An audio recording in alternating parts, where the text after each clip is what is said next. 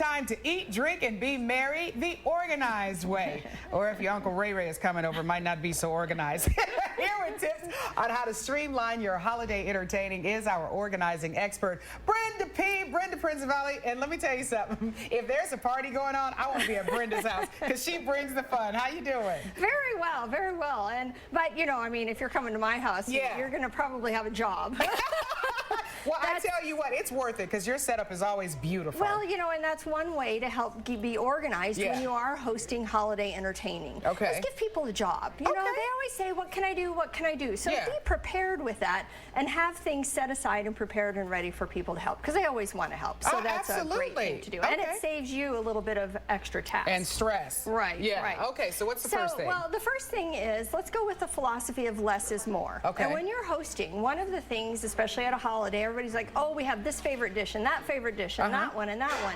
And actually, less is more. So just do a really focused amount of food so that you're not trying to make 12 side dishes and main dishes and trying to satisfy everybody's needs. Okay, because you shouldn't come starving anyway, right? Right. Eat a little something before you go to a holiday party because you might just have a horsey-overs, right? Yeah, you never know. Yeah, and you know, when it comes to serving, there are three kind of basic ways that you can actually serve a meal when you're hosting the entertaining. One is a full sit down, and that's nice and formal, and you can either plate it, but you also can have a buffet line. And I have a couple pet peeves about buffet lines. I know you do, Brenda. I know you do. Go ahead. But one of the things to do is either go ahead and have people plate their own and then sit at a table, or if you don't have enough space, they have to plate their own going through a buffet and find a place to sit. All right. So one of the things, here's one of my pet peeves, don't put the silverware at the front. Okay? I don't need to carry the silverware the whole way through my line. Put the silverware at the end.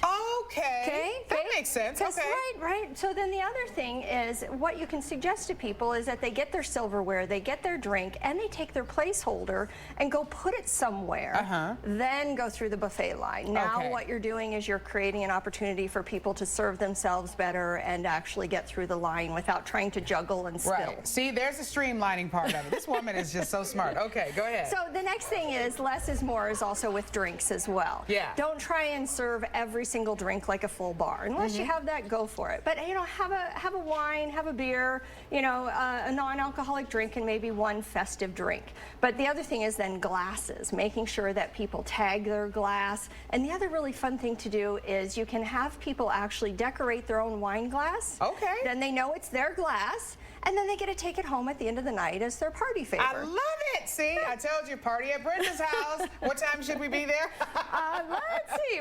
Yeah, you're going to have a job once you get there. Right. Brenda, always great stuff, always a great setup. We appreciate that. Happy holidays to you. Thank you so much. Thank you. All right, Rachel. Over. Oh, okay. So while we're getting Rachel ready, we got a great one. Brenda, any last-minute tips to give to our viewers? The last thing is any make-ahead that you can do. And one of the things, like, for example, just fill small cups, you know, and then you can stack them. And if you don't have room in a refrigerator, go ahead and put them in a cooler. But then they're already served up in a cup and ready just to put out, whether it's for an appetizer or for dessert. Okay. All right. They're called make-ahead. I like that. Again, Brenda, just call her.